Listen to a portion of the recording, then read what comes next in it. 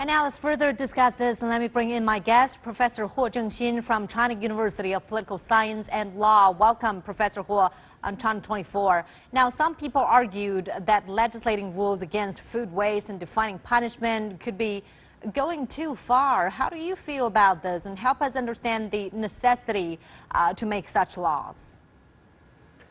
Generally speaking, I think there is a boundary between law and ethics. However, I have to emphasize that the boundary is not absolute. In many aspects, law and ethics are complementary to each other, and I think preventing food waste is just a typical case. As you know, that hospitality is a Chinese tradition, and ordering more food than necessary is a common Chinese way to show their hospitality. Therefore, though the government has carried out anti-food waste campaign for many years, food waste is still serious in China. So I think that legislation is important and necessary. Another important aim of the legislation is to ensure food security of the country. I think that, China is still a developing country. It has more than 1.4 billion people, and the world is facing a lot of challenges, including natural disasters and pandemics like COVID-19.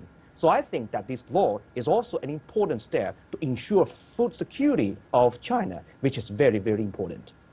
But food waste doesn't just happen on the dinner table. Besides consumption, it also occurs in the process of, for example, storage, the transportation process, and processing. How can we come up with better regulatory measures to reduce losses in these stages?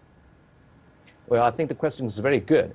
As far as I know, the current draft of law consists of 32 articles, which not only specify the anti-food waste responsibilities of the government, restaurants, and individuals, but it also attempts to establish a legal mechanism to combat food waste in which all relevant sectors are involved, including the food storage, transportation, and processing industries.